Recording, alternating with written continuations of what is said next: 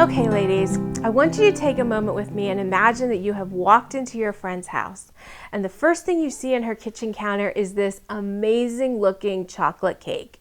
Immediately your mind starts going to your favorite chocolate cake, the best chocolate cake that you have ever eaten in your whole life. Now for me, this is a cake that we can only get once or twice a year from a restaurant because it's a little expensive.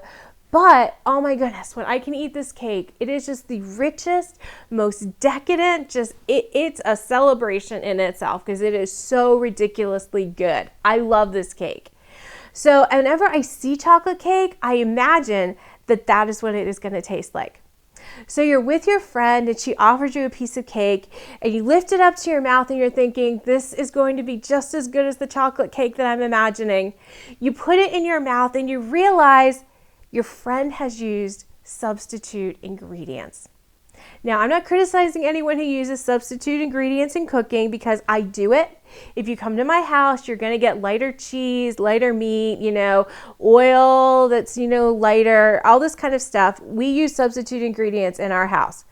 But I got to be honest, I'm not kidding myself to think that the chocolate cake that I make with my lighter substitute ingredients tastes anything like the cake that I can get once or twice a year where they use the real cream and the real butter and all the just fantastic real ingredients. And the same thing is true in our spiritual lives. We have to be careful that we don't substitute religion or busyness in Christianity for a personal relationship with God.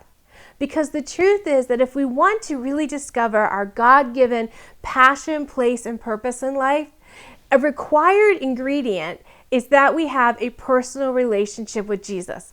Just going to church on Sunday, only worshiping when there's a corporate worship session, or just being busy doing things, it isn't going to give you the same results. Instead, you need to be developing your own personal relationship with Jesus because that's where the depth comes from.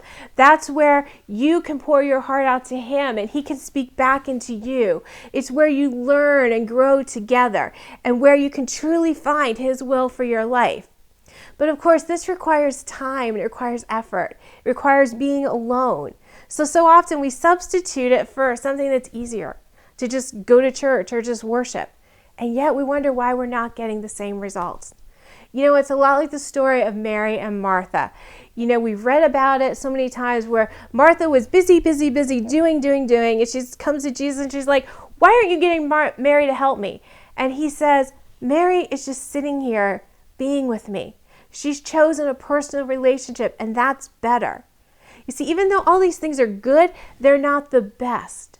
And we have to be careful in our lives that we're not just settling for a version of Christianity or religion or just being busy in church life, but we're adding the necessary ingredient of having a personal relationship with Jesus, because that's how we truly take the adventure of discovering our God-given passion, place, and purpose in life. Now, I don't know about you, but I could really go for some chocolate cake.